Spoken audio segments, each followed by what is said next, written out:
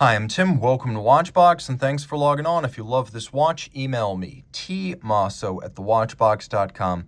Your purchase and pricing email question line for buying this or any watch you see on any Watchbox platform. Reach out to me directly. Email tmosso@thewatchbox.com for purchase and pricing details. Today we are discussing a lovely millennial reference. This is the white gold Roger Dubuis Bi-Retrograde Date, and it is the new Millenary series. These watches were made in limited runs back in the year 2000 to celebrate the imminent turn of the millennium. The watch is also a first-generation Sympathie, which means it has the shaped inner bezel, crystal, and dial, plus it's the uncommon 34mm case, which I actually prefer to the 37, so there's a lot going on right here. The watch in white gold is 34mm in diameter, 9.9mm thick, 45.5 millimeters from lug tip to lug tip. It has an 18 millimeter spacing between the lugs. We'll throw the watch on my wrist, which is 16 centimeters in circumference, and you can see why I prefer the 34. Those lugs are strong, and they make the watch wear larger than it is. It wears more like a 36 or a 37, and you can see on the wrist it looks bigger too. It's thin enough to fit underneath a dress cuff, but it's surprisingly broad because of the way it's shaped. So if you normally would wear a 37mm watch and you're trying to choose between the Dubuis Sympathie 34 and 37, go with the 34. Not only is it more exclusive as fewer were made, but the fit really is a lot better. I could recommend this watch for a wrist as small as 14 centimeters circumference. Taking a look at the strap, you can see this is a Roger Dubuis factory strap. It is thickly bolstered to give it volume. It has large rectangular scale alligator leather in matte black on the top, calfskin on the bottom. You can see it's a brand new Dubuis factory strap. It's equipped with a Roger Dubuis folding clasp, which is desirable and uncommon, as I rarely see these equipped on Sympathie and homage models from the period.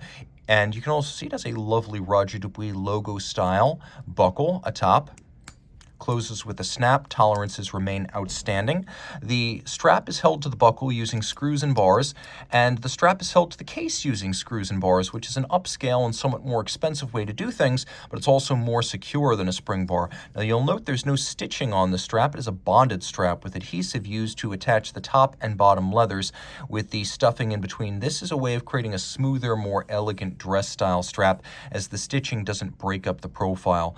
The timepiece does have a strap that can pull straight down. This is always important on a small wrist. Some watches have case flanks that fight the movement of the strap, not here. The lugs are old school, welded into place and then hand finished to remove the gathered material from the weld. This is old school handcrafted case construction. It's also unconventional in its finish, as the finish on the lug profiles and the case flanks is vertical, and then the lug hoods as well as the bezel are all of polish for contrast. We have a crown that is Dubuis branded. And then we have several pushers that are used to correct the calendar. Now, there was a first generation Sympathie, and then there was the second generation, and this is the first. You know you're looking at the first because the outer case has this wonderful drawn fluid form. The bezel, outer bezel, has that same form. You can see here it's stepped and polished. And then here's the key. The inner bezel, the dial, and the crystal all have that same form. There's a wonderful consistency and parallelism to this design. Sometime after the millennium, not long after, the watch was changed to have a round inner bezel, dial, and crystal to make it easier and cheaper to assemble. You want the old one. What we have here, too, is a gloriously quirky date with a moon phase.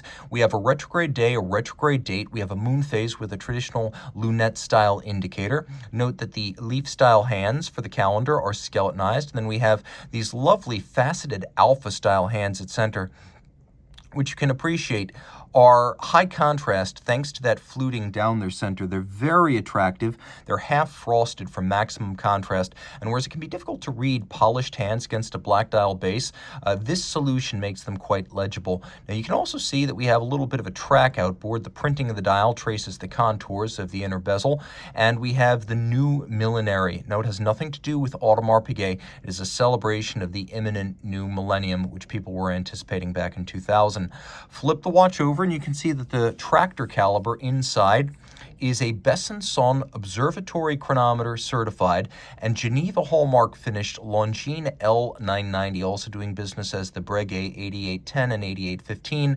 It is a thin, fine, high horology automatic, often used to drive complications. Everyone from Roger Dubuis to Breguet to Vianney Halter has used this movement. It's beautifully made in its own right, as these Longines calibers, developed under Longines' own name in the late 70s, represented the peak of mechanical horology before the full bite of the quartz crisis. And it's a great movement as a basis for improvement because being thin and high torque, it can be decorated and coupled to a complication. You can see we have black polished screws with chamfered slots and circumference. We have perfect linear Côte de Genève across the bridges and the rotor. We have engine-turned perlage on the base plate. You can see the swan's neck, the stud holder, the regulator, all black polished in their own right. We have mirrored anglage a mile wide on the edge of the bridges, finished the old-fashioned way, solarization on the barrel, and satination on the wheels with a black polished escape wheel and anchor. Technically speaking, it's an automatic winder with two mainspring barrels and a 44-hour power reserve. The caliber 5740 is the nomenclature that is broken out for this particular watch. So you have the combination of the base movement and the module, and that gives you the 5740. Now, the two barrels also give you good torque, so after 24 hours, you don't see the big balance amplitude drop-off that you get on a single barrel movement. It beats weight 8 beats per second, and as you can see, it pivots on 29 joules. That's a combination of the module and the base caliber. Lots to love. These watches are rare and highly collectible. Reach out to Team Mosso at thewatchbox.com for purchase and pricing details, and in case this wasn't completely obvious, 30 meters water resistant, but I always feel like I have to add that.